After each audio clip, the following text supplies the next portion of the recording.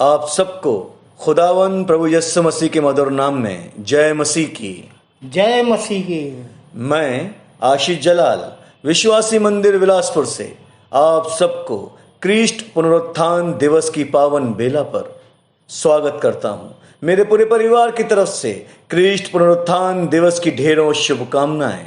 खुदावन यीशु मसीह जी उठा है, वो सचमुच जी उठा है। आइए हम अपनी आराधना परमेश्वर पिता, परमेश्वर पुत्र, परमेश्वर पवित्र आत्मा के नाम से प्रारंभ करते हैं। आमीन आमीन। आइए आज की आराधना आरंभ करने से पहले हम एक छोटी प्रार्थना कर लेंगे। प्रार्थना में अगुवाई भाई चितविन गुंडा ने करेंगे। आप सबको जय मसीह की। मैं चित्रविन गुंडा ने परमेश्वर पिता का धन्यवाद करता हूँ कि आज की प्रारंभिक प्रार्थना करने का मुझे अवसर मिला। आइए हम सब हाथों को जोड़ें, आंखों को बंद करें और अपना ध्यान पिता की ओर लगाएं। सामर्थी, दयालु, अनुग्रहकारी परमपिता, सेनाओं के यहोवा, राजाओं के राजा, शांति के राजकुमार, प्रभु यीशु मसीह के पवित्र नाम से आपके चरणों के निकट आते हैं। पिता, हम हृदय से धन्यवाद देते हैं पिता परमेश्वर, आज के ईस्टर संडे के लिए पिता परमेश्वर, श्रेष्ठ पुनरुत्थान दिवस के लिए प्रभु परमेश्वर पिता, जहां हम आपकी स्तुति, आराधना, बड़ाई, प्रशंसा करने पाते हैं एक साथ मिलकर पिता। इस ऑनलाइन की आराधना के माध्यम से हम धन्यवाद देते हैं प्रभु परमेश्वर पिता, आपके जीवित कलाम के लिए पिता परमेश्वर। आपने शास्त्री फरीसियों से कहा था कि इस मंदिर को ढहा दो और 3 दिन में मैं इसे खड़ा कर दूंगा, और सचमुच में प्रभु परमेश्वर पिता आप तीसरे दिन मृतकों में से जी उठे प्रभु परमेश्वर पिता। आज वो मंदिर आप हमें बनाना चाहते हैं। आपका कलाम कहता है, क्या तुम नहीं जानते कि तुम परमेश्वर का मंदिर हो और परमेश्वर का आत्मा तुम में वास करता है। तो धन्यवाद देते हैं प्रभु परमेश्वर पिता, आप हमें जीवित मंदिर बनाते जाते हो प्रभु परमेश्वर पिता, आपके जीवित कलाम के लिए पिता, कि आपने अपने वचनों को, अपनी प्रतिज्ञाओं को एक समय आने पर पूरा किया पिता परमेश्वर। हम प्रार्थना करते हैं आज की प्रारंभिक आज की आराधना के लिए प्रभु परमेश्वर पिता। आप आज की आराधना में आप अल्फा ओमेगा होना प्रभु परमेश्वर पिता। गीतों का गाया जाना, वचनों का बोला जाना, संदेश का दिया जाना पिता परमेश्वर, और स्तुति, आराधना, बड़ाई, प्रशंसा, संपूर्ण आराधना आपको सुखदायक सुगंध के रूप में ग्रहण हो पिता परमेश्वर। सचमुच यीशु ख्रिस्ट जी उठाए और आज हमारे अंदर वास करता है पिता। हम इसके लिए हृदय से धन्यवाद देते हैं। आगे की आराधना को आपके पवित्र हाथों में सौंपते हुए सारा आदर, महिमा, गौरव आपको देते हुए प्रभु यीशु मसीह के पवित्र नाम से छोटी विनती को मांगते हैं। आमीन। आइए हम गीतों के माध्यम से परमेश्वर की महिमा करेंगे और गीत गाने के लिए निकाल लेंगे स्तुति के गीत से गीत क्रमांक 185। गीत के बोल हैं, वो जीवित, वो जीवित, वो जीवित है सदा। आइए प्रभु की महिमा में एक कोरस गा लेंगे, वो जीवित, वो जीवित, वो जीवित है सदा। स्तुति के गीत से 185 नंबर का गीत, इसको अंग्रेजी में भी हम गाएंगे।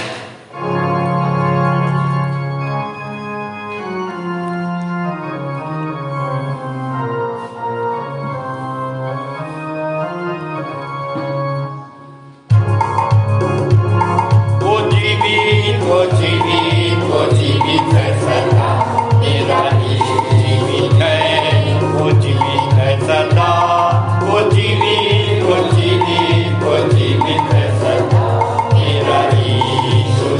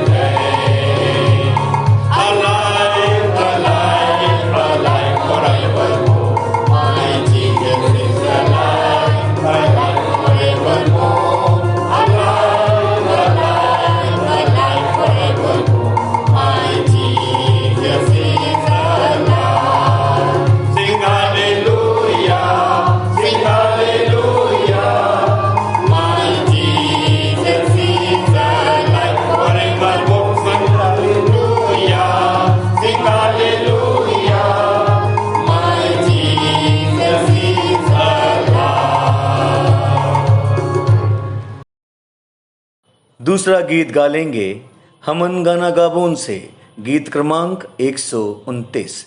गीत के बोल हैं, जीवित है यीशु जीवित है।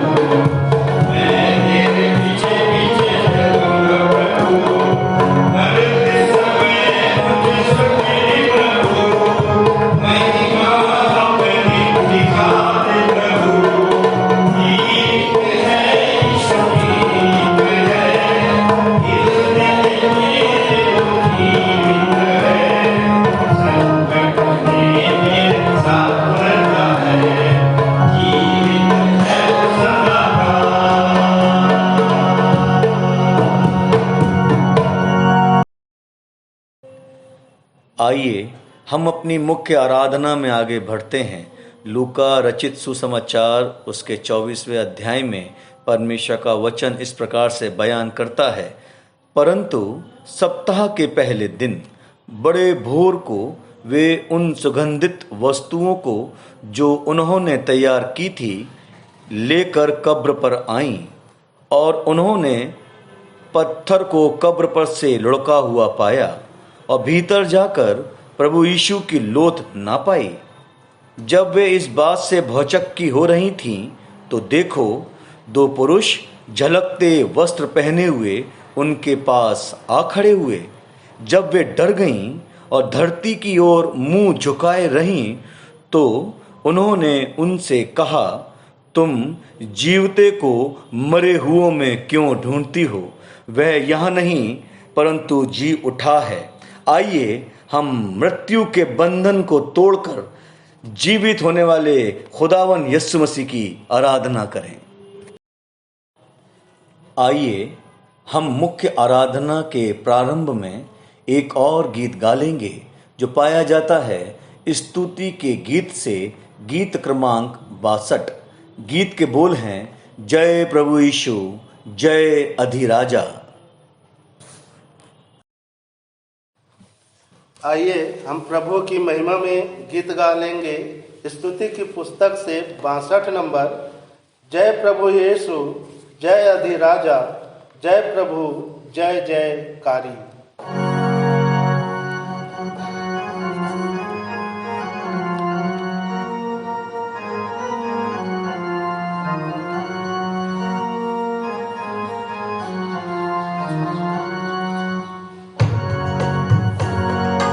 जय प्रभु यीशु जय अधिराजा, जय प्रभु जय जयकारी, जय प्रभु जय जयकारी। आपने नित दुख लाज उठाई, प्राण दियो बलिहारी, प्राण दियो बलिहारी। जय प्रभु यीशु जय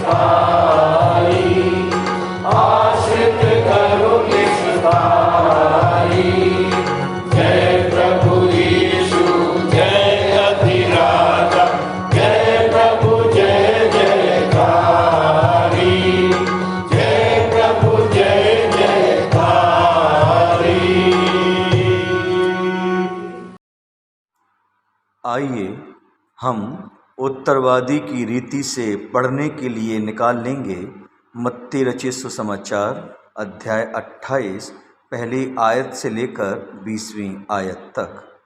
पढ़ने में अगुवाई करेंगी आचार्य श्रीमती प्रियतमा कुर्रे जी एवं उत्तर देने में अगुवाई करेंगे सहायक आचार्य मूर्ति नारायण करोसिया जी।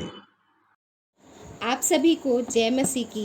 मेरा नाम आचार्य श्रीमती प्रियतमा कुर्रे है। मंदिर आते हुए लगभग 21 वर्ष हो गए हैं। मेरा नाम मूर्ति नारायण करोसिया है और मंदिर आते हुए 9 वर्ष हो चुके हैं।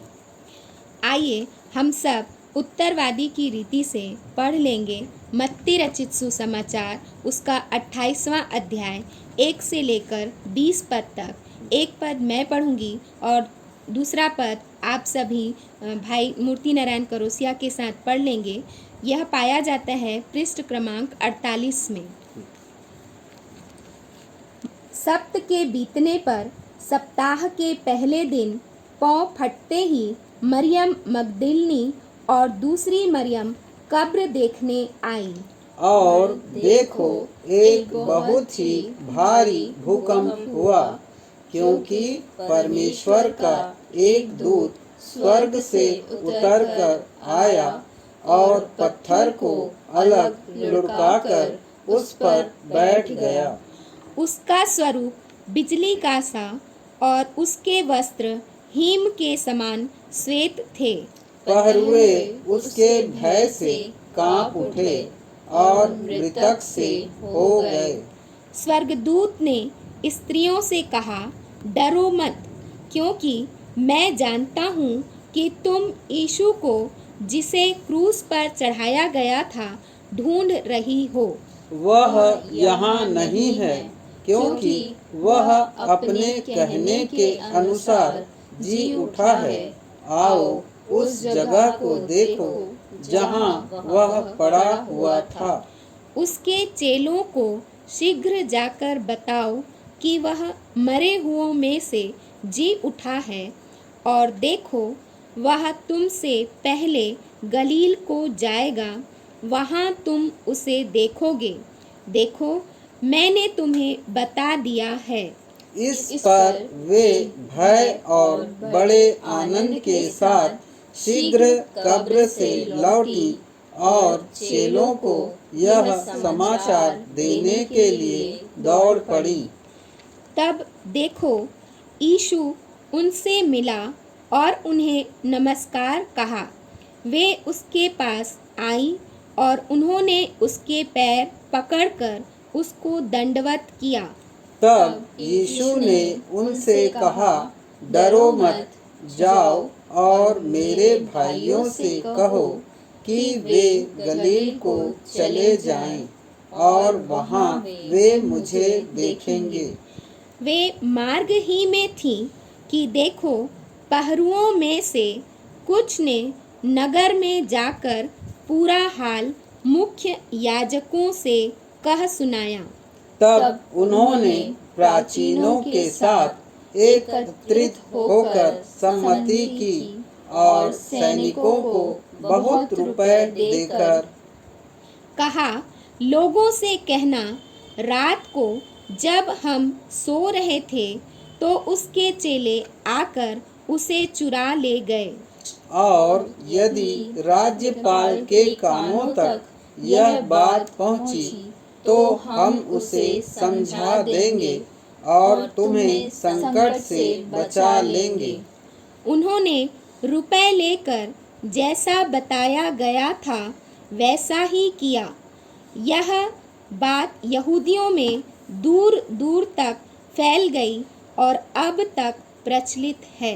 तत्पश्चात 11 चेले गलील के उस पर्वत पर गए जिसे यीशु ने बतलाया था। और जब उन्होंने उसे देखा तो उसको दंडवत किया, परंतु किसी किसी को संदेह हुआ। तब यीशु ने उनके पास आकर कहा, स्वर्ग और पृथ्वी का सारा अधिकार मुझे दिया गया है। इसलिए जाओ और सब जातियों के लोगों को चेले बनाओ तथा उन्हें पिता, पुत्र और पवित्र आत्मा के नाम से बपतिस्मा दो। अंतिम पद हम सब एक साथ पढ़ लेंगे। और जो जो आज्ञाएं मैंने तुम्हें दी है उनका पालन करना सिखाओ, और देखो मैं युग के अंत तक सदैव तुम्हारे साथ हूँ। परमेश्वर अपने वचन के पढ़े जाने पर हम सबको आशीष दे। आमीन। आइए हम विश्वास वचन बोल लेंगे शपथ की मुद्रा में, जो पाया जाता है स्तुति के गीत पृष्ठ क्रमांक 2 एवं हमन गाना गाबून के पृष्ठ क्रमांक 15। आइए हम विश्वास वचन बोलें। मैं सर्वशक्तिमान पिता पर स्वर्ग और पृथ्वी के सृजनहार परमेश्वर पर विश्वास रखता हूँ।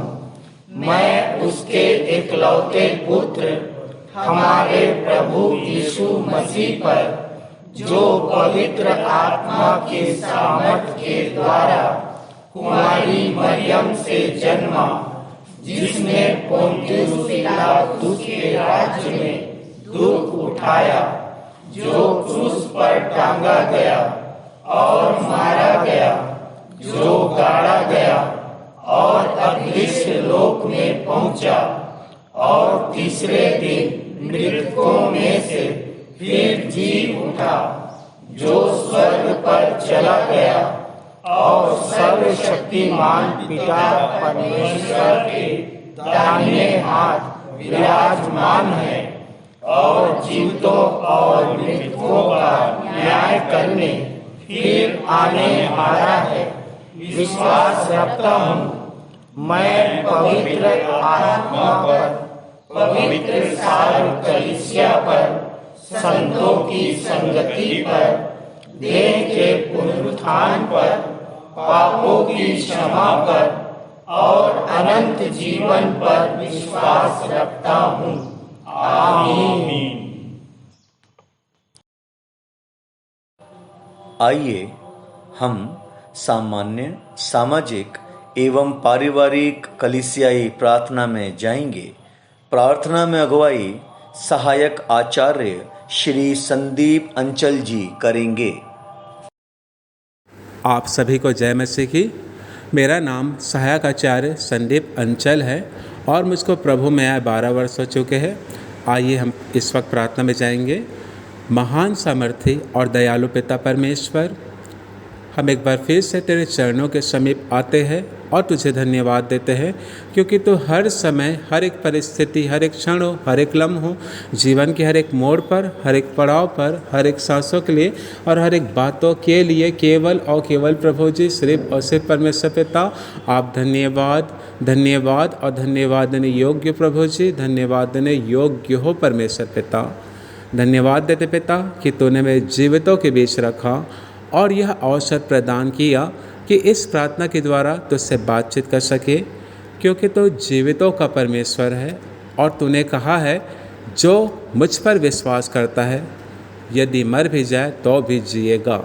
इस प्रकार तूने मैं जीते जी मोक्ष उद्धार दे दिया है। हाँ प्रभु जी, हम जानते हैं क्योंकि आज ही के दिन प्रभु जी आपने मैं उद्धार दिया परमेश्वर पिता, कि आज से 2021-22 वर्ष पूर्व प्रभु जी आपने मृत्यु को हराया था परमेश्वर पिता। हाँ परमेश्वर पिता, हाँ प्रभु जी आपने मेरे उद्धार करता मेरे प्रभु यीशु मसीह को आज मृतकों में से अपनी सामर्थ्य से जिलाया था परमेश्वर पिता, जिसके द्वारा हम सब उद्धार को प्राप्त कर पाए प्रभु जी। और आज हमने उनके नाम पर विश्वास करने के द्वारा हमने उद्धार को प्राप्त किया प्रभु जी। और इसीलिए परमेश्वर पिता हम यह कहने पाते हैं कि हे मृत्यु तेरी जय कहाँ रही, हे मृत्यु तेरा बल कहाँ रहा, क्योंकि मृत्यु का डंक पाप है और पाप का बल व्यवस्था।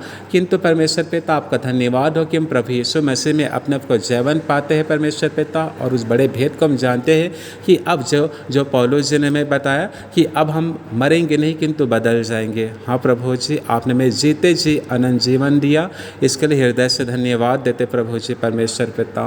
और परमेश्वर पिता इससे धन्यवादी मन के साथ प्रार्थना करते प्रभु जी कि होने दिए परमेश्वर पिता की जो जिम्मेदारी प्रभु जी आपने हमें सौंपी है, जो उद्धार का काम हमें सौंपा है परमेश्वर पिता, जो इस देह में रहने के दोनों में हमें करना है कि जो जय का सुसमाचार हमने प्राप्त किया, जो जय हम प्रभु जी आपके नाम पर विश्वास करने द्वारा हम प्राप्त करते हैं, उस जय को प्रभु जी हम जगत के छोर तक फैलाने वाले हो सके परमेश्वर पिता।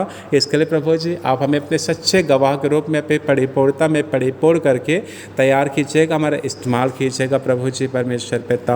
ऐसी दया ऐसे अनुग्रह पर कीजिएगा प्रभु जी परमेश्वर पिता, ताकि जिस रीति से प्रभु यीशु मसीह आपने एक जय को प्राप्त किया, हमारे भीतर का हमारा भी इस्तेमाल कीजिएगा, अपने सक्रिय मार्ग पर चलाइएगा, अपने पद चिन्हों पर हमें चलाइए, ताकि उसी रीति से प्रभु जी हम भी जय को प्राप्त कर सके। और वह द्वार परमेश्वर पिता जो अपने पुत्र के रूप में आपने हमारे लिए खोला है, जो कभी बंद हो ही नहीं सकता, वो द्वार से हम भी प्रवेश करते हो प्रभु जी, आपके हाथों से उस मुकुट को प्राप्त कर सके, उस जीवन के मुकुट को प्राप्त कर सके जो आप जय पाने वाले को देना चाहते हो।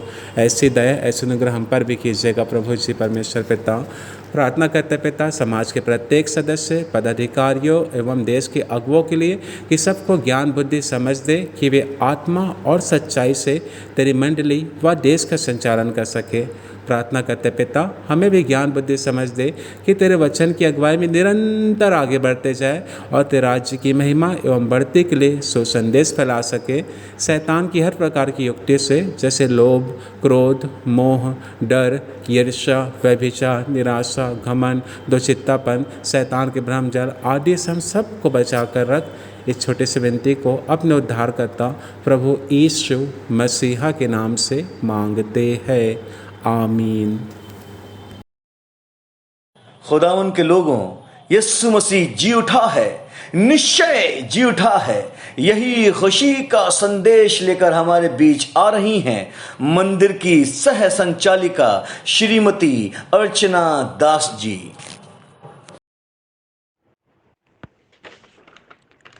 आप सबको ख्रिस्ट पुनरुत्थान दिवस की शुभकामनाएं। आइए ईस्टर पर्व को आनंद से मनाएं। तो लोगों के जीवनों में 2 दिन महत्व के होते हैं, पहला जन्मदिन और दूसरा मृत्यु का दिन। पर प्रभु यीशु मसीह के जीवन में 3 दिन महत्वपूर्ण थे, पहला जन्मदिन, दूसरा मृत्यु का दिन और तीसरा पुनरुत्थान का दिन, जिसे हम ईस्टर संडे भी कहते हैं।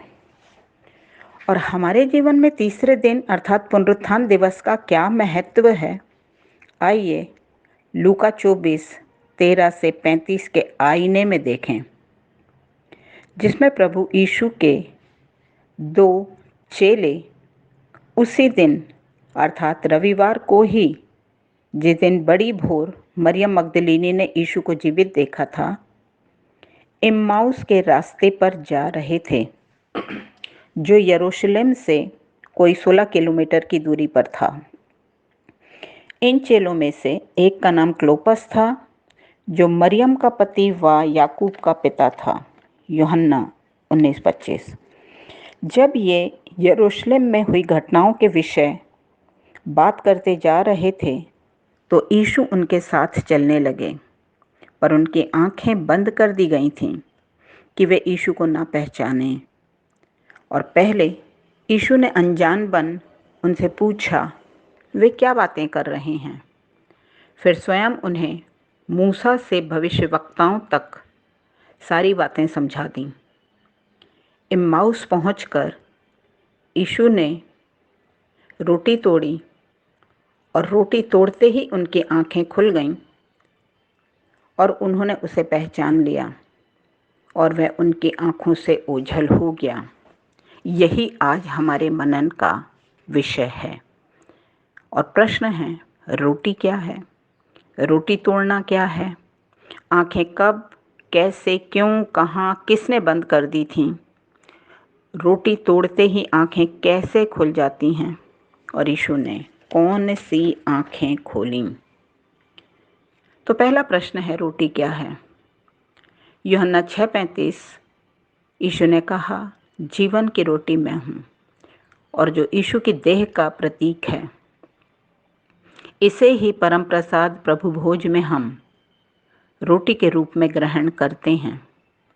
पर आज आत्मिक रोटी प्रभु का वचन है जो शाश्वत देह को स्वस्थ रखता है। दूसरा प्रश्न, रोटी क्यों तोड़ी? रोटी क्यों तोड़ी गई? सामान्य रूप से पूरी या समूची रोटी नहीं खाई जाती, तोड़कर ही खाई जाती है। बच्चा जितना छोटा होता है, रोटी उतनी ही छोटी तोड़ तोड़ कर खिलाई जाती है, जिससे उसका पाचन आसान हो जाता है। सो यीशु ने भी क्रूस पर अपनी देह तोड़कर हमें खाने दिया। देह का तोड़ा जाना या रोटी का टूटना का अर्थ होता है वचन को सरल, सहज, सुपाच्य बनाना और इसके पीछे छिपे दर्शन प्रकाशन को समझ आत्मिक स्वास्थ्य प्राप्त करना, आत्मिक ऊंचाइयां चढ़ना। तीसरा प्रश्न है, आंखें कब, किसने, कहाँ, कैसे, क्यों बंद कर दी थीं? जानने आइए चलें अदन के बगीचे में। उत्पत्ति 3, जहाँ आदम हवा रोटी, कपड़ा, मकान की चिंता बगैर, डर, बीमारी, वस्त्र, परिश्रम, मृत्यु के बिना बहुत ही आनंद से रहते थे, अति आनंद में रहते थे। पर परमेश्वर पिता ने उन्हें भले बुरे के ज्ञान के वृक्ष के फल को खाने मना किया था और चिता दिया था, जिस दिन तुम उसका फल खाओगे उसी दिन निश्चय मर जाओगे। उत्पत्ति 3:6। जो चीज़ हानि की होती है उसे ही पिता खाने मना करते हैं, पर शैतान उसी चीज़ का जबरदस्त आकर्षण दिखा खिला ही देता है कि इंसान पाप करे और मरे। विरला ही कोई इससे बचता है, सिर्फ वही जिसे वचन पचता है। पर आदम हवा ने वर्जित फल खा लिया और खाते ही उनकी आँखें खुल गईं। उत्पत्ति 3:7। पर कौन सी आँखें खुल गईं? सिर्फ शारीरिक आँखें। और शारीरिक आँखों से वे स्वयं व एक दूसरे को निर्वस्त्र देखने लगे। वस्त्र तो वे आरंभ से ही नहीं पहने थे, पर ना तो उन्हें इस बात का पता था, ना आभास था, ना एहसास था, न लजाते थे। पर आज कपड़े ना पहने होने का पता है, आभास है, लाज भी आ रही है। अर्थात आत्मिक आंखें बंद हो गई हैं, पर शारीरिक आंखें खुल गई हैं। ये शैतान लूसीफर ही था जिसने आत्मिक आंखें बंद कर दी। इन्हीं बंद आंखों के कारण क्लोपस साथ चलते आत्मिक यीशु को ना देख पा रहे थे। चौथा प्रश्न, रोटी तोड़ते ही आंखें कैसे खुल जाती हैं? यीशु को आंखें खोलने ही पृथ्वी पर आना पड़ा। क्रूस पर देह तोड़ते ही यीशु ने हमारे लिए सब कुछ पूरा कर दिया। उद्धार, पाप क्षमा, अनंत जीवन, स्वर्ग, सब न केवल सरल बना दिया वरन मुफ्त कर दिया और पूरा हुआ कहकर प्राण त्यागे। आज जब वचन की रोटी टूटती है, कठिन, क्लिष्ट, भेद भरे, रहस्यमयी वचन आसान हो जाते हैं। जैसे लिखा है, रोटी तोड़ते ही उनकी आंखें खुल गईं। ये कठिन व भेद भरा रहस्यमयी वचन है जो टूटने पर सरल सुपाच्य हो गया। इससे आत्मिक देह उन्नति पा रही है। इसे कहते हैं आत्मिक आंखें खोलना, अर्थात वचन को बहुत सरल करके दर्शन प्रकाशन बोलना।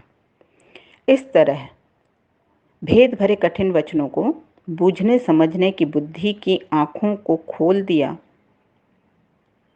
और क्लोपस आत्मिक शाश्वत अलौकिक यीशु को महिमा में आत्मिक आंखों से देखने लगा। पृथ्वी पर रहते हुए हम अलौकिक यीशु को अपलक निहारना चाहते हैं, पर यीशु सिर्फ झलक ही दिखाते हैं। महिमान्वित यीशु की एक झलक इतनी शांति, आनंद, ऊर्जा दे जाती है कि अनंत काल तक चेला उसे भुला नहीं सकता और संसार की कोई भी चीज़ उसे उससे ज़्यादा आकर्षित नहीं कर पाती। वह बस एक सुसमाचार लेकर दौड़ जाता है, मैंने उसे देखा है। यदि हम मुर्दा यीशु को मरियम की तरह कब्र में ढूंढने आए हैं, तो वह अलौकिक झलक दिखाता है और मरियम कहती है, यीशु जिंदा है। यदि हम क्लोपस की तरह यरूशलेम से इम्माउस यीशु को मुर्दा समझ लौटे चले जा रहे हैं, तो वह शाश्वत झलक दिखाता है और क्लोपस कहता है, निश्चय वह जिंदा है। हम भी अलौकिक यीशु को देखने शारीरिक आँखों से बाहर न ताकें, महिमान्वित मसीहा को बूझने आत्मिक आँखों से अंदर झांकें, क्योंकि वह जिंदा है, निश्चय हमारे अंदर जिंदा है। परमेश्वर आप सबको अलौकिक दर्शन दें। आमीन। क्रिस्ट पुनरुत्थान दिवस के महत्व को दर्शाते हुए सुंदर संदेश के लिए मंदिर की सह संचालिका श्रीमती अर्चना दास जी का धन्यवाद। परमेश्वर आपको एवं आपके पूरे परिवार को बहुत आयत की आशीष दे। तालियां।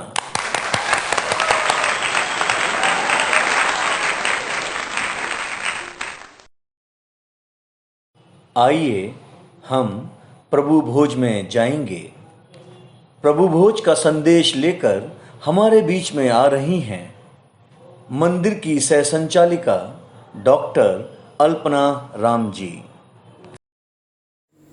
आप सबको जय मसीह की। अब हम अपनी आराधना के एक विशिष्ट एवं गंभीर भाग में हैं, जो प्रभु भोज, होली कम्युनियन या परम प्रसाद कहलाता है। मैं डॉक्टर अल्पना राम इसमें आपकी अगुवाई करने के लिए उपस्थित हूँ। प्रियो, आज ख्रीष्ट पुनरुत्थान दिवस है और इस दिन बड़ी भोर को मृत्यु को हराकर कब्र को खाली करके यीशु जिंदा हो गए। तो आज की बियारी, जिसकी हमें भूख और प्यास है, पुनरुत्थित देह और लहू के साथ बहुत खास है। मत्ती 26 और 29 में यीशु ने कहा कि दाख का ये रस उस दिन तक नहीं पीऊँगा जिस दिन अपने पिता के राज्य में नया न पीऊँ। हम उन चेलों से अधिक सौभाग्यशाली हैं जिन्होंने यीशु की मृत्यु का भोज किया था, जिसको हम अंतिम भोज कहते हैं।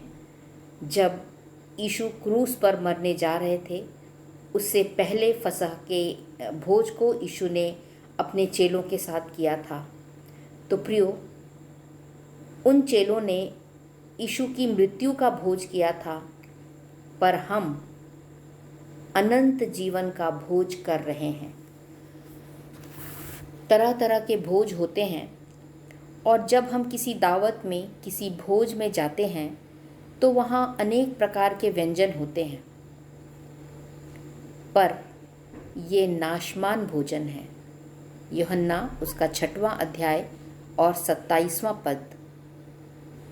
परंतु एक भोजन है जिसे मनुष्य का पुत्र देता है, जो अनंत जीवन तक ठहरता है।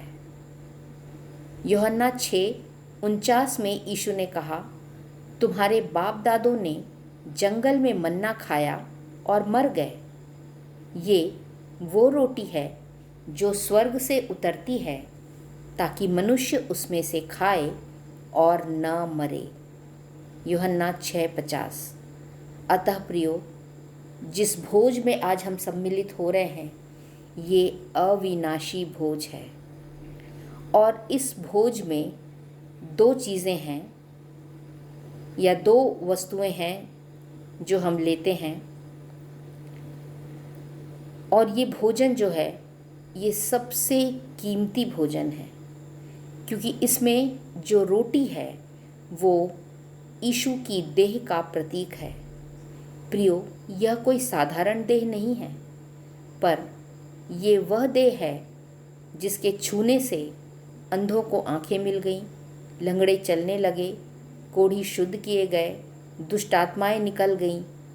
तो प्रियो, फसह के पर्व में मेमने को बलिदान किया जाता था और फिर उसकी देह को पकाकर खाया जाता था, परंतु हम यहाँ निष्पाप देह रूपी रोटी खा रहे हैं जो देह हमारे लिए तोड़ी गई।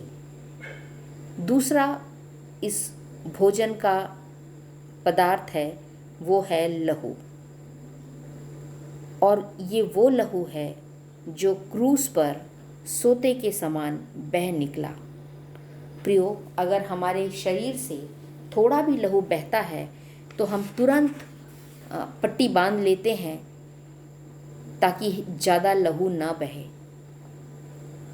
परंतु यीशु का लहू क्रूस पर बह गया मेरे और आपके पापों के लिए। उसे कोई पट्टी नहीं बांधी गई, उसके लहू को रोका नहीं गया, परंतु उसका बदन छलनी किया गया और उसका लहू हमारे लिए बह गया। प्रियो, जब उस सैनिक ने यीशु को भाला मारा उसकी पसली में, तो वहाँ से लहू और पानी निकला। जब एक बालक का जन्म होता है तो माँ के शरीर से लहू और पानी निकलता है। ये पानी जो है ये मेडिकल भाषा में एमनियोटिक फ्लूइड कहलाता है। तो ये एक चिन्ह है बालक के पैदा होने का कि माँ के शरीर से लहू और पानी निकलता है।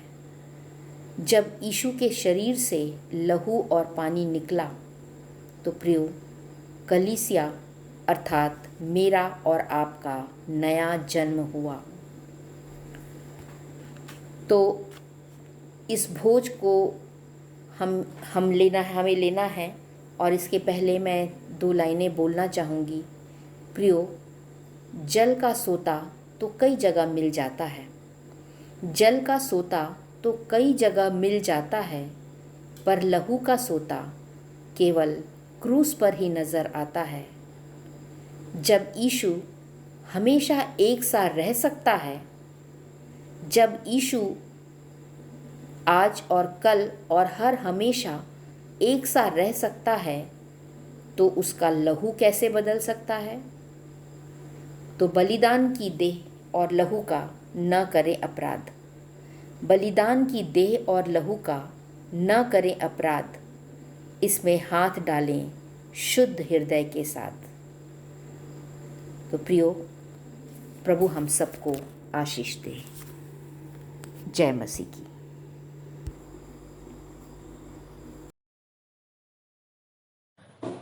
प्रभु भोज के विषय पर सुंदर संदेश के लिए मंदिर की सह संचालिका डॉक्टर अल्पना राम जी को बहुत बहुत धन्यवाद। परमेश्वर आपके पूरे परिवार को आशीष दे। तालियां।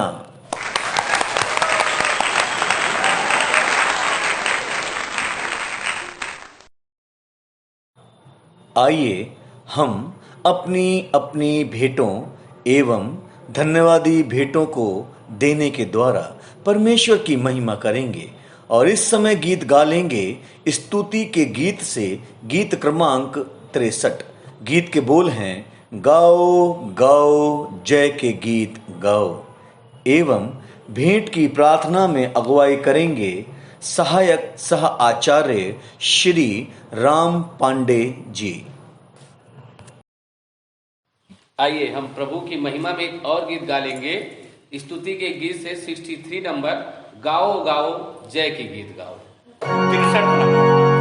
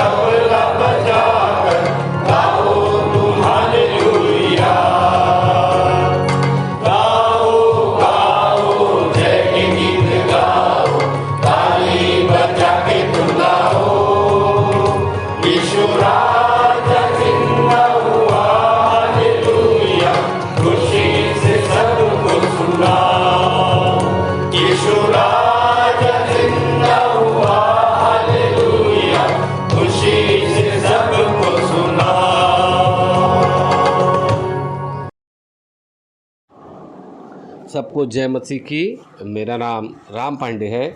आइए हम इन भेंटों के लिए प्रार्थना करेंगे।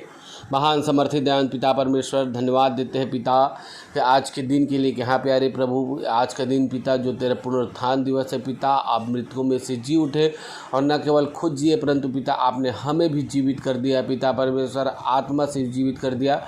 हम धन्यवाद देते हैं और धन्यवाद देते हैं पिता सारी आशीषों के लिए। क्या प्यारे प्रभु आपने जो हमारे जीवन में दिया है प्यारे प्रभु, अपने हर प्रकार के आशीषें दी है पिता, उन्हीं आशीषों में से पिता हम कुछ भेंट अंश भेंट स्वरूप आपके चरणों से लाए हैं। आप इसे बड़ी दया से ग्रहण कर लीजिए। हाँ प्रभु, होने देना प्यारे पिता, होने दे पिता ये भेंट तेरे धर्म राज्य तेरे सुसमाचार में खर्च हो सके। हाँ प्यारे प्रभु, होने देना पिता परमेश्वर, हाँ ये भेंटें पिता हमारे हर एक योजना, हर एक मंदिर की योजना में खर्च हो सके पिता परमेश्वर। हाँ प्यारे प्रभु, होने देना पिता परमेश्वर, ये प्यारे पिता हम न केवल ये भेंट देने वाले हों परंतु हम पिता परमेश्वर अपने आप को जीवित पवित्र और आपको भाता हुआ बलिदान करके चढ़ा सके। प्रभु तुझसे प्रार्थना करते हैं पिता कि हमें मौद्रिक मानसिकता से बचाना वरन निर्बलता में सामर्थ्य की सिद्धि देना। हम प्रार्थना करते हैं पिता जितने लोगों ने भेंट को चढ़ाया प्यारे प्रभु, जितने लोगों ने पिता अपने धन्यवादी भेंट को दिया, हर एक पर तेरी आशीष को चाहते हैं। इनके भंडारे पर तेरी आशीष हो, इनके खेत खलिहान पर तेरी आशीष हो, इनके हर एक बाल बच्चों पर तेरी आशीष हो। इन्होंने जिस मुराद से भी पिता ये भेंट को तेरे सम्मुख रखे पिता, इनकी हर एक की इच्छाएं तेरे हाथों में सौंपते हैं। हाँ प्रभु, होने देना पिता परमेश्वर, ये सारी बातें तुझे ग्रहण योग्य हो सके। आगे ये आराधना को आपके हाथों में सौंपते हुए प्रार्थना प्रभु यीशु मसीह के नाम से मांगते हैं, आमीन। यह समय है सूचनाओं का। मैं निवेदन करूंगा हमारे मंदिर के मुख्य आचार्य श्री R.K. सोनवानी जी से कि वे हम सबको सूचनाओं से अवगत कराएं। मैं मुख्य आचार्य R.K. सोनवानी आप लोगों को सूचना से अवगत करा दूं। हमारी ऑफलाइन रविवारी आराधना आज दिनांक 6/2/2022 से प्रारंभ हो गई है और ऑनलाइन आराधना भी हमारी चलती रहेगी। समय का विशेष ध्यान दीजिए। प्रातः 10 बजे से 12:30 बजे तक ऑनलाइन ऑफलाइन के माध्यम से, ऑनलाइन व्हाट्सएप पर और ऑफलाइन मंदिर में जिनको जिनको आराधना में जिम्मेदारी दी जाती है उनको ऑनलाइन और ऑफलाइन दोनों में बोलना है। और ऑनलाइन के लिए शुक्रवार शाम तक अपना ऑडियो बनाकर अवश्य ही मुझको भेज देवें। आराधना में कोविड के नियमों का पालन किया जाएगा। विश्वासी मंदिर 2022 का कैलेंडर आप यहाँ मंदिर से प्राप्त कर सकते हैं। हमन गाना गावो पुस्तक में छपने में और थोड़ा विलम्ब है। आप लोग प्ले स्टोर से हमन गाना गावो ऐप डाउनलोड कर लेवें ताकि आराधना में गीतों को गाने, कविता, प्रकाशन, दर्शन समझने में असुविधा ना हो। धन्यवाद। आइए हम अपने मुख्य संदेश में जाएंगे और अपने मंदिर के संचालक जी से संदेशों की समीक्षा एवं उत्तरवादी पाठ पर संदेश सुन लेंगे जो खुशी का पैगाम है कि यीशु मसीह मुर्दों में से जी उठा है। सबको जय मसीह की। परमेश्वर का धन्यवाद हो कि आज फिर इस ख्रीष्ट पुनरुत्थान दिवस पर हम सब एक साथ एकत्रित हैं और ऑनलाइन के माध्यम से परमेश्वर की स्तुति कर सकते हैं। और आप सब कह रहे हैं यीशु जी उठा है, सचमुच हुआ जी उठा है। प्रियो, बड़े आनंद की बात है। ये पृथ्वी जब से बनी तब से ये बहुत बड़ा उपहार जो है मनुष्य को जाति को मिला है और वो आज का दिन है जबकि मृत्यु पर मनुष्य ने विजय को प्राप्त किया। वो श्राप जो था, जो आदम को मिला था कि तू मिट्टी से बना है और मिट्टी में मिल जाएगा, आज वो श्राप खत्म हो गया। और कितने आनंद की बात है हम सबके लिए कि अब हमको मृत्यु का भय नहीं है। और इसीलिए हम एक गीत गाते हैं, ये जो मैं लिखा था गीत, इसको बताना चाहता हूँ। कहती हवाएं कहती घटाएं, कहती हवाएं कहती घटाएं, आओ हम मिलकर खुशियाँ मनाएं, आओ हम मिलकर खुशियाँ मनाएं। कब्र का पत्थर लुढ़का हुआ है, मेरा मसीहा जिंदा हुआ है। कहती हवाएं कहती घटाएं, आओ हम मिलकर खुशियाँ मनाएं, आओ हम मिलकर खुशियाँ मनाएं। सुप्रियो, आज का ये दिन यीशु के जन्म के दिवस से भी ज़्यादा आनंददायक है, क्योंकि यीशु ने मृत्यु पर विजय पाया और अब हमको मृत्यु का भय नहीं है। परंतु इसके पहले कि हम इस वचन में आगे बढ़ें, मैं चाहता हूँ पिछले सप्ताह की कुछ बातें याद करें। और पिछले सप्ताह जब यीशु का विजय जुलूस निकला था और जिसे हमने खजूर के रविवार के रूप में मनाया, और फिर उसके पश्चात हमने गुड फ्राइडे मनाया और सातों वाणियों पर जो उसने क्रूस पर कही थी मनन किया। आइए थोड़ा चर्चा करें। और मैं स्मरण करता हूँ हमारे आचार्य श्री विमलेश राव भोसले जी ने सुंदर सा संदेश दिया। बहुत सुंदर अपनी व्यक्तिगत गवाही से उन्होंने प्रारंभ किया, और जैसा हम चाहते हैं कि लोग कहें कि यूहन्ना 3:11-12 के आधार पर संदेश दें। और भाई ने मत्ती 21:1-5 पढ़ा, और उनका विषय जो था वो ये है कि खजूर का रविवार क्यों मनाया जाता है। और भाई ने मत्ती 21 पर अपना संदेश दिया, और जिसमें यीशु ने कहा गधी को खोल कर लाओ। आज यदि हम जाकर देखें तो कोई गधी को हम खोल कर लाने की कोशिश नहीं करते, परंतु उसका अर्थ था कि सामने के गांव में जाओ और गधी को ले आओ। और आज के समय में ये गधी कौन है, ये गधा कौन है और क्यों वो बंधन में है। भाई ने समझाया कि आज हम अंधविश्वास के, रूढ़िवादिता के और पाप के बंधन में हैं, अज्ञानता के अंधकार में हैं, और अपराध, छल, कपट, ये सब पाप हमसे होते रहते हैं, और ये सब हमारे लिए बंधन है। और इस बंधन से छोड़ कर लाने की बात यीशु मसीह आज के समय में कह रहे हैं।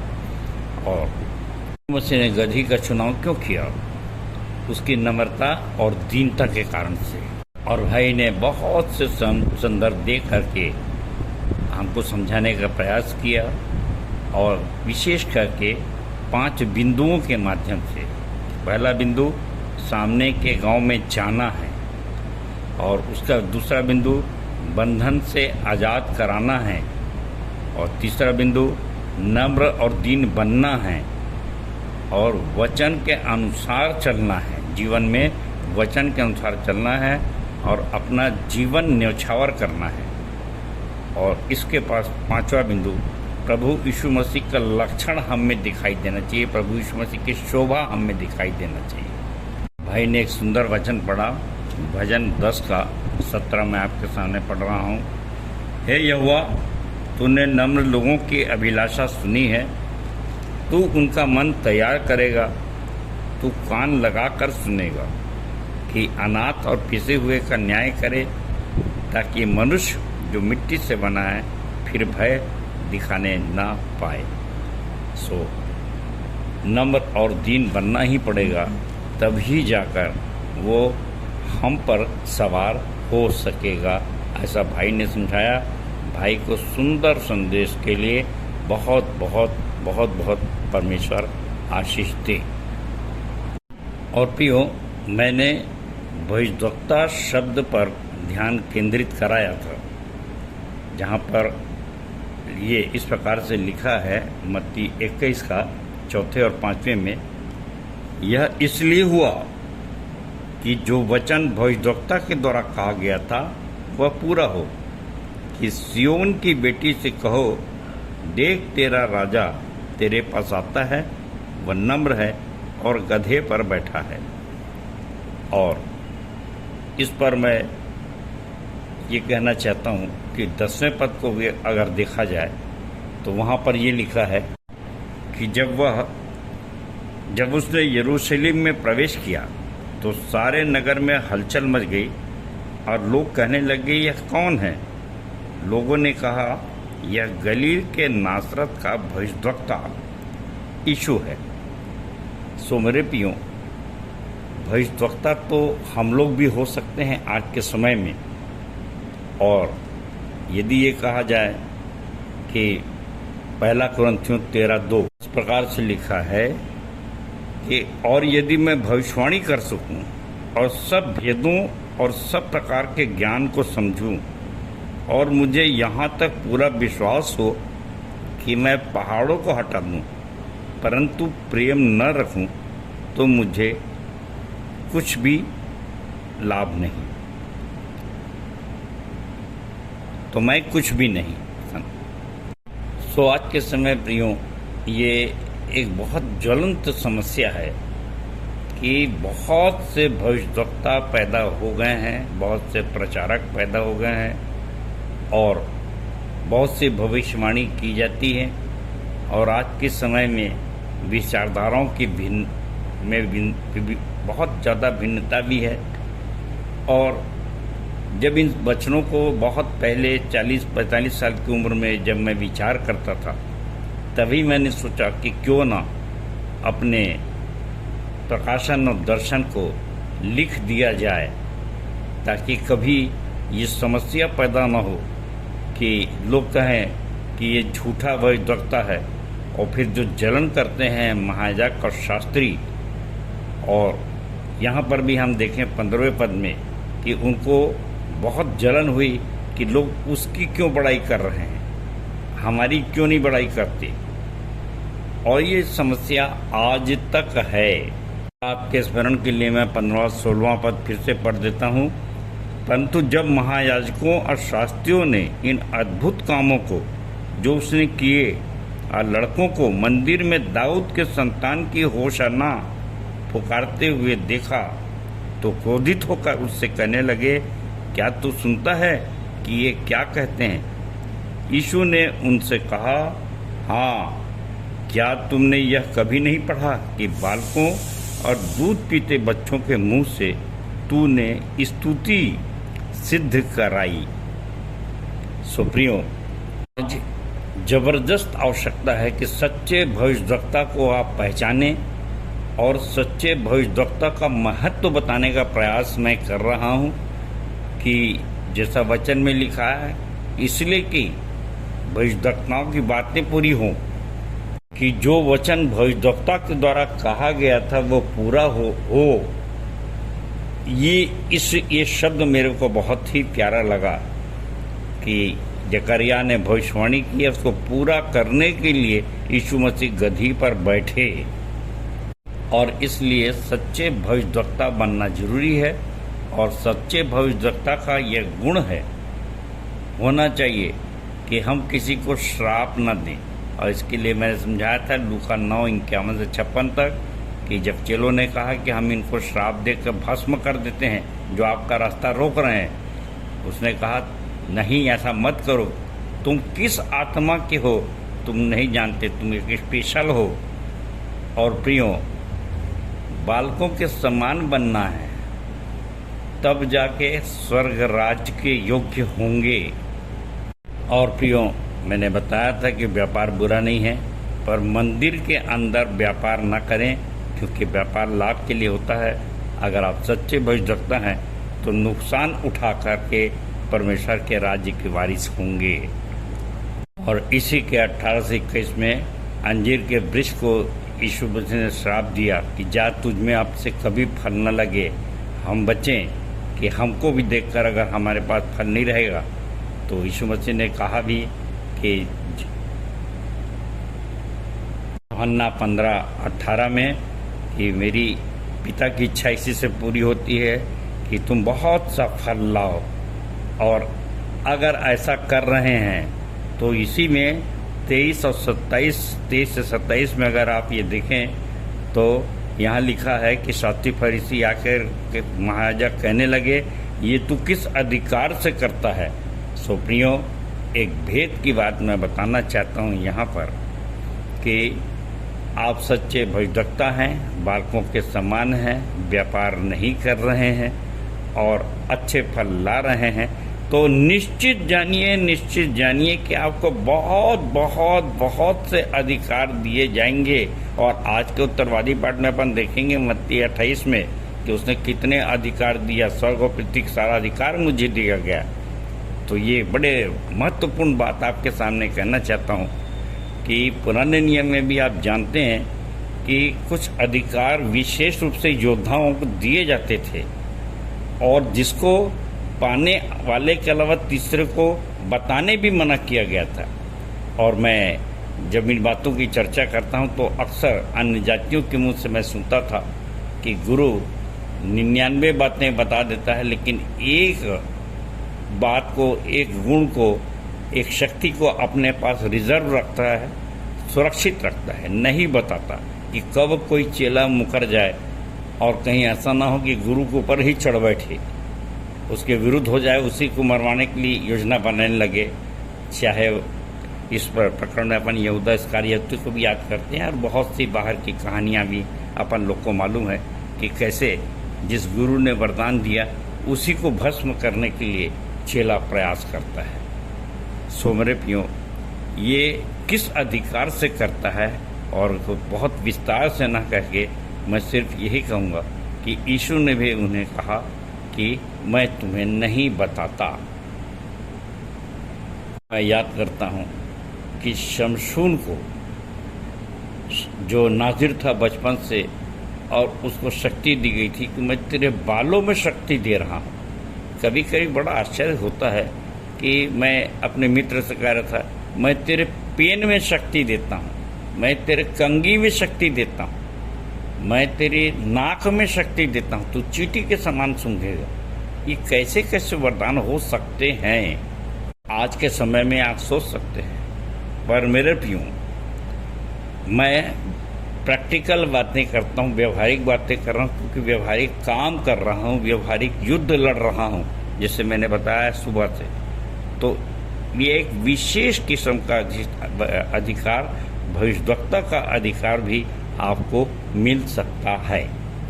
इसी को बहुत स्पष्ट करने के लिए मैंने पहला कुरिन्थियों 13 का दूसरा पढ़ा था कि यदि मैं भविष्यवाणी कर सकूं, सब भेदों को और ज्ञान को समझूं, यहाँ तक पूरा विश्वास हो, पहाड़ों को भी हटा दूं और प्रेम न रखूं, तो मैं कुछ भी नहीं। और इसलिए आज के भविष्यवक्ता के लिए उसको प्रेम रखना बहुत बहुत आवश्यक है। और यदि वो ऐसा करता है तो निश्चित रूप से विशेष अधिकार उसको दिया जाएगा, और उसको वो बताएगा भी नहीं। जैसे आप अपने बैंक अकाउंट को नहीं बताते तो अपनी शक्तियों को क्यों बताएंगे। इसलिए गधी के समान नम्र और दीन बने, ताकि यीशु मसीह आप पर सवार हो और स्वर्ग और पृथ्वी का सारा अधिकार आपके पास हो। और ऐसा करके मैंने समझाया था।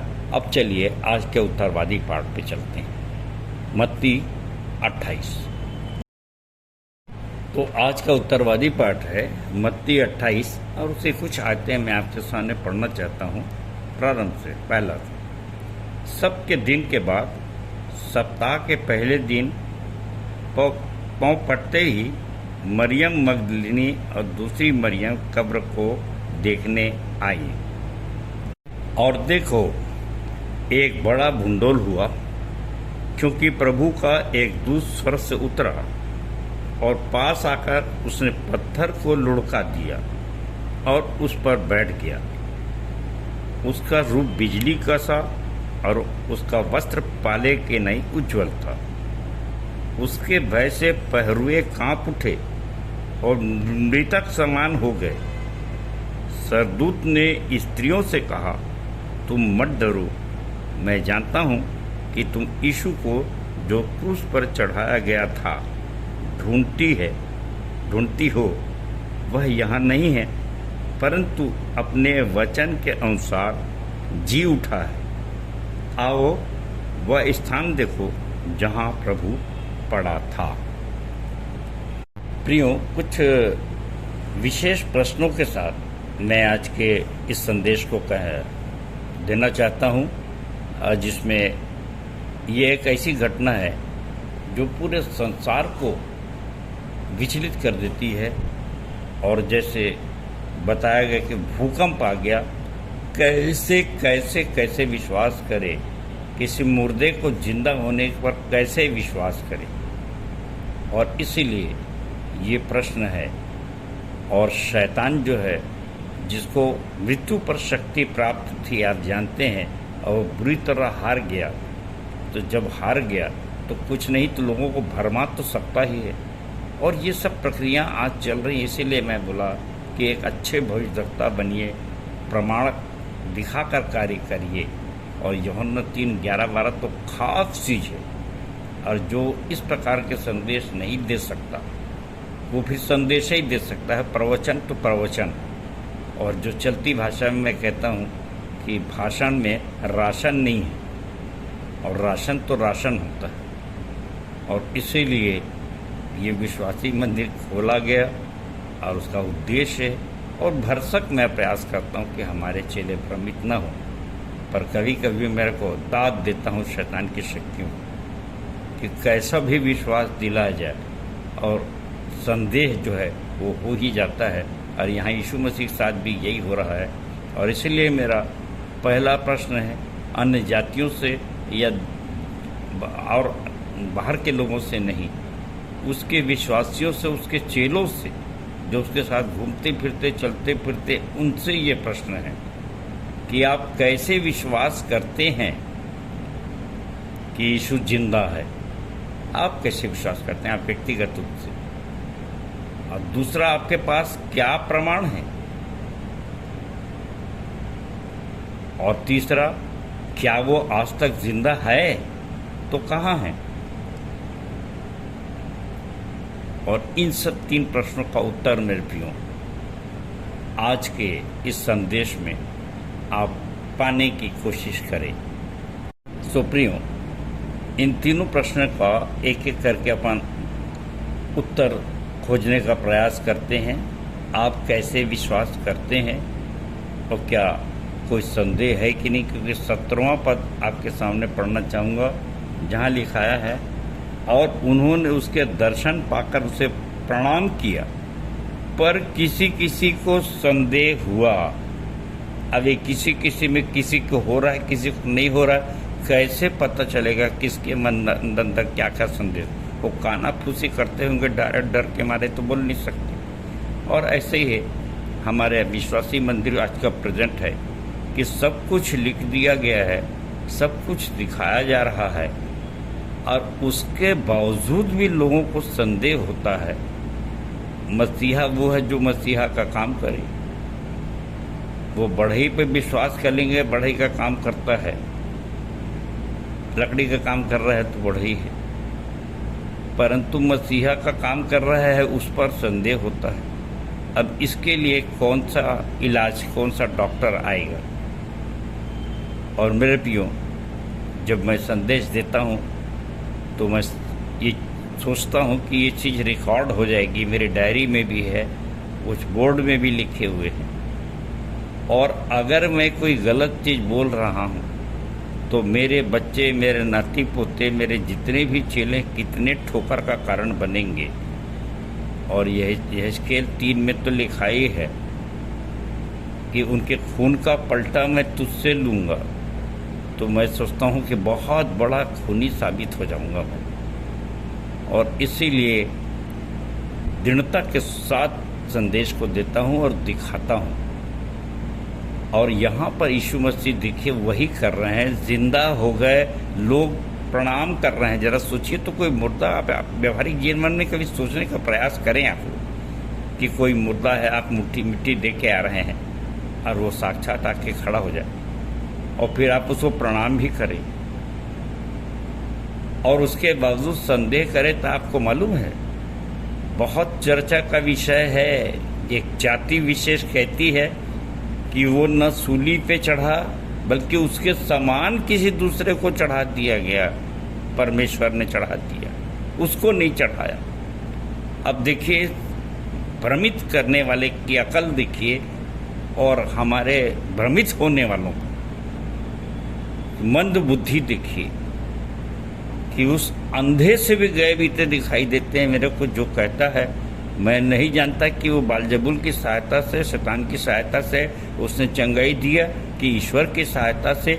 मैं तो सिर्फ यही कहता हूँ, यूहन्ना 9 याद कर लीजिए कि मैं कल तक अंधा था परंतु आज देखता हूँ। और जो आज देख रहे हैं अब उन पर भी संदेह हो गया कि उनसे पूछा जाए कि जब आप अंधे थे तो आपने आपको आँख किसने दिया? ये परमेश्वर प्रभु यीशु मसीह की शक्तियाँ हैं और वो अपने दास पे आया तब जाके वो संदेश दे रहा, तब लोगों की आंखें खोल रहा है। अब उसके बावजूद कोई संदेह करे तो अब क्या करेगा यीशु मसीह? इसको प्रमाणित करने के लिए मैं आपके सामने पढ़ रहा हूँ जो दाऊद ने कहा भजन 8 में और उसका 3-4 पद।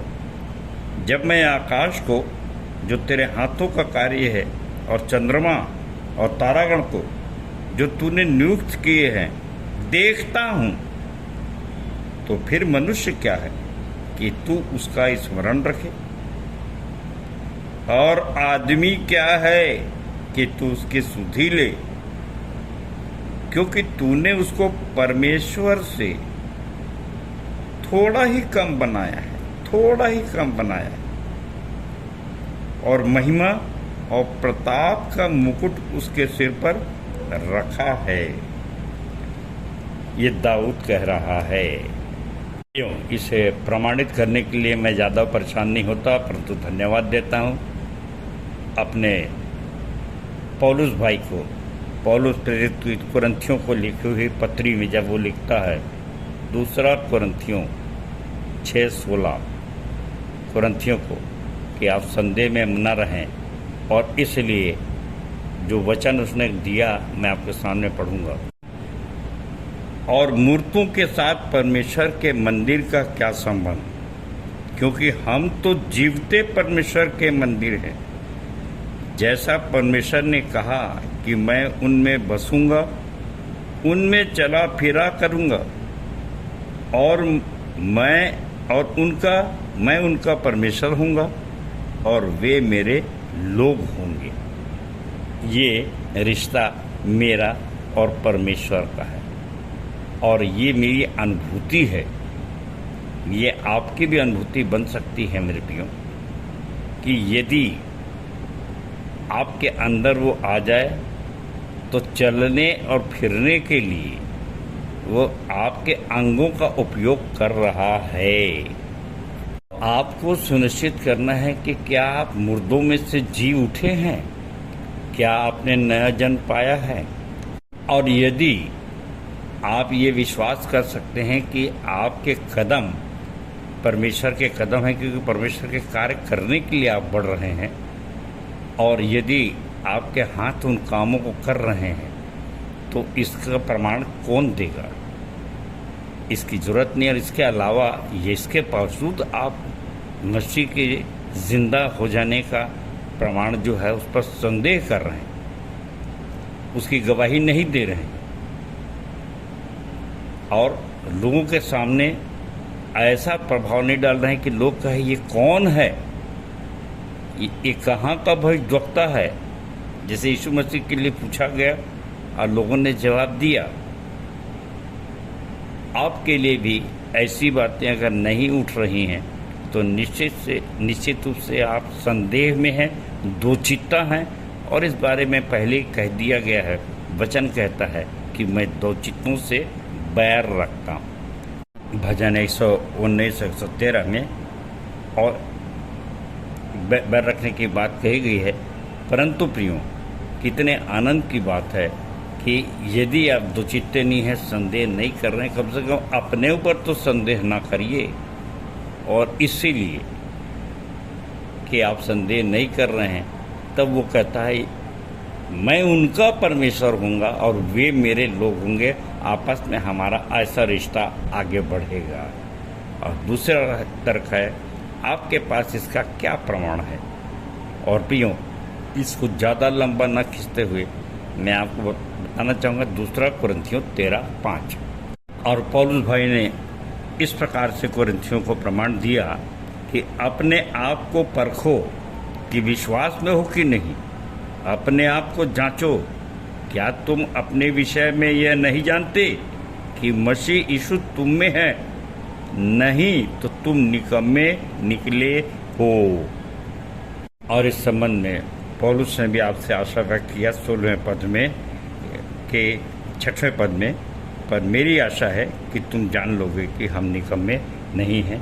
प्रभु करे कोई निकम्मा ना निकले। तीसरा प्रश्न है, क्या यीशु आज तक जिंदा है? तो कहाँ है? मेरे प्रियो, इन प्रश्नों को उत्तर में पहले आपने देखा कि वह हम में चलता फिरता है, और दूसरा आपने देखा अपने आप को जांचो परखो। हमने अपने आप को जांचा परखा, हम निकम्मे नहीं हैं। और तीसरा है कि आज तक वह जिंदा है, और कहाँ जिंदा है। तो इसके लिए मैंने पहला यूहन्ना 4:17 पद आपके लिए रखा है, जहाँ इस प्रकार से लिखा है, इसी से प्रेम हम में सिद्ध हुआ कि हमें न्याय के दिन हिया हो, क्योंकि जैसा वह है वैसे ही संसार में हम भी हैं। तो बड़ी दृढ़ता के साथ, हियाव के साथ, हिम्मत के साथ, जोश के साथ हम खड़े हो जाएं।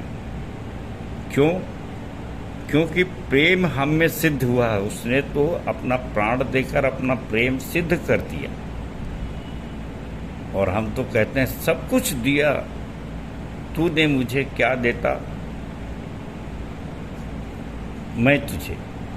तो प्रियो, यूहन्ना जो यीशु मसीह का प्रिय चेला भी कहलाता है, और वो जब ये कहता है कि परमेश्वर को कभी किसी ने नहीं देखा, पहला यूहन्ना 4:12 पढ़ रहा हूँ, परमेश्वर को कभी किसी ने नहीं देखा। यदि हम आपस में प्रेम रखें तो परमेश्वर हम में बना रहता है और उसका प्रेम हम में सिद्ध हो गया है। इसलिए प्रियो, अब अंत में यह कहना चाहूँगा कि इसलिए कि मैं मनुष्य का पुत्र हूँ, बंदर का वंशज नहीं हूँ डार्विन के विज्ञान के अनुसार। इसलिए ये अद्भुत है जिसे सिर्फ आत्मिक व्यक्ति ही जांच सकता है। पहला कुरिन्थियों 2:14-15, शारीरिक व्यक्ति नहीं कि यीशु जिंदा है।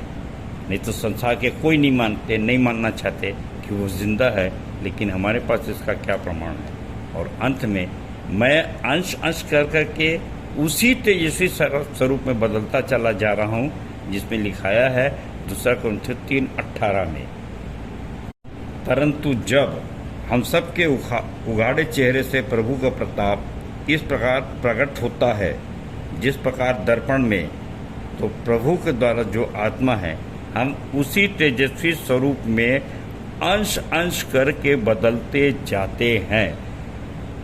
प्रियो, अब जिंदा दिली से कहिए कि यीशु जी उठा है, सचमुच वह जी उठा है। एक कहे यीशु जी उठा है, दूसरा कहे सचमुच वह जी उठा है। आप सबको यीशु के पुनरुत्थान दिवस की 2021वीं सालगिरह मुबारक हो। सबको जय मसीह की, जय मसीह की और जय मसीह की। धन्यवाद। क्षमा करें, 2022वीं सालगिरह मुबारक हो।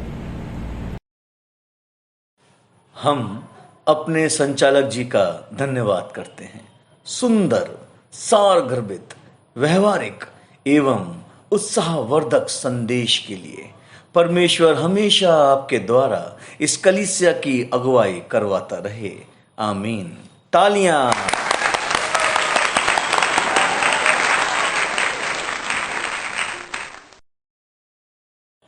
हम अपनी आराधना के अंतिम चरण में हैं।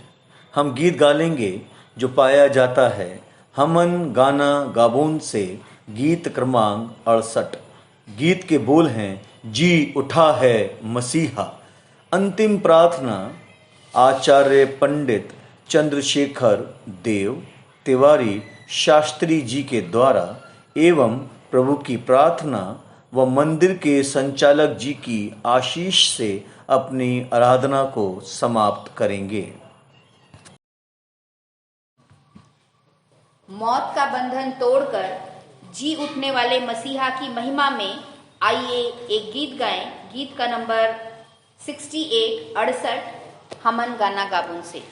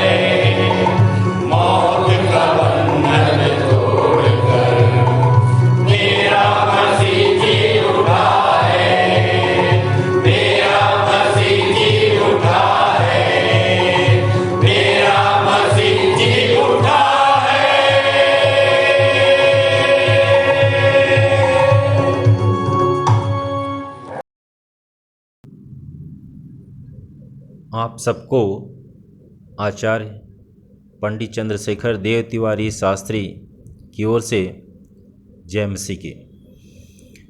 आइए हम आज की इस आराधना सभा के अंतिम प्रार्थना करेंगे। हे सर्वशक्तिमान परमेश्वर पिता, यीशु मसीह के नाम में हम तेरे पास आते हैं प्रभु जी। आज की इस आराधना में तूने हमारी अगुवाई की, गीत गाने में, प्रार्थना करने में, वचन के अध्ययन करने में, हम इन सब बातों के लिए धन्यवाद देते परमेश्वर पिता। प्रभु जी, जब आज हम पुनरुत्थान दिवस को हम मनाए हैं प्रभु, और यह निश्चय हम जान गए हैं प्रभु जी कि यीशु मसीह जिंदा है, और आज वो हमारे अंदर जिंदा है प्रभु जी, हमारे अंदर में वो चलता फिरता है परमेश्वर पिता। अतः प्रभु जी, हम अपने आचरण के द्वारा, अपने कार्य और व्यवहार के द्वारा प्रभु जी इस बात को हमें बताना है अन्य जाति के लोगों को कि वह हमारे अंदर में जिंदा है, और प्रभु जी आपके उस महान कार्य को पूरी इस दुनिया तक बताना है प्रभु जी। सब जाति के लोगों को चेला बनाकर इस बात को साबित करना है परमेश्वर पिता कि तो आज भी जीवित और सच्चा परमेश्वर पिता है, और तू ही एकमात्र उद्धार करता है, और कोई नाम नहीं दिया गया है जिसके द्वारा हम उद्धार पा सकें। यीशु मसीह एक नाम है और जिसके द्वारा हम उद्धार पाते हैं। यही संदेश चेलों ने, प्रेरितों ने लोगों को बताया, और वो सच्चाई को जान सके। इसी सच्चाई को आज हम सब को विश्वासी मंदिर के भाई बहन मिलकर पूरी दुनिया में फैलाना है प्रभु जी, और सब जाति के लोगों को हम चेला बना सके प्रभु जी। इस मंदिर के संचालन में प्रभु जी अगुवाई करें, जो संचालक हैं, सहसंचालक, आचार्यगण हैं, सबको बहुतायत की आशीष दे प्रभु जी। हम धन्यवाद के साथ यह प्रार्थना यीशु मसीह के मधुर और मीठे नाम में होकर करते हैं। Happy Easter.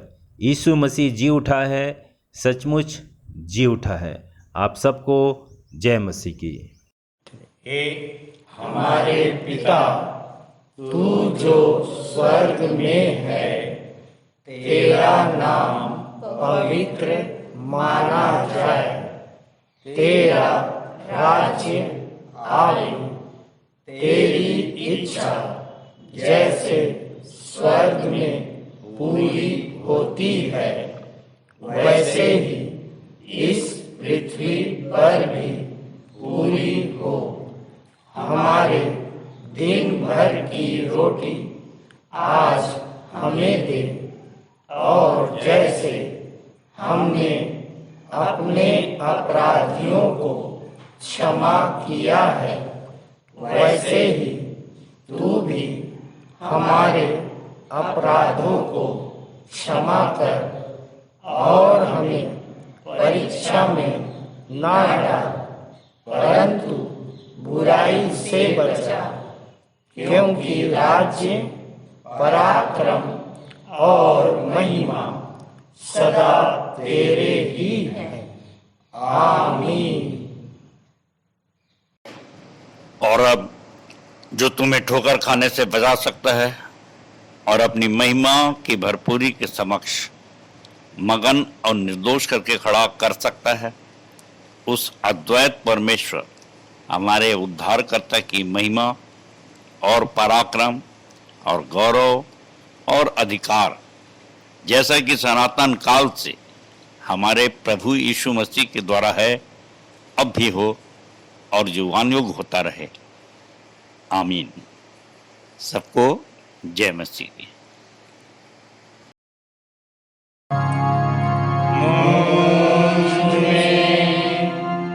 यीशु की शोभा दिखाई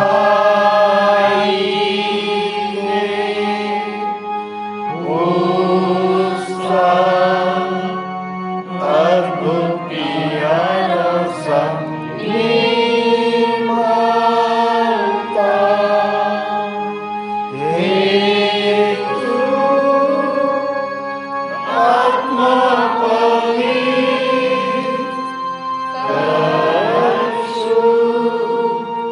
मेरा शरीर मुझमें यीशु की शोभा दिखाई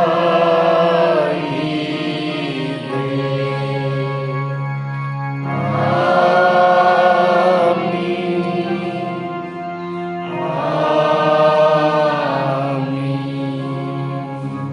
आप सबको जय मसीह की। जय मसीह की।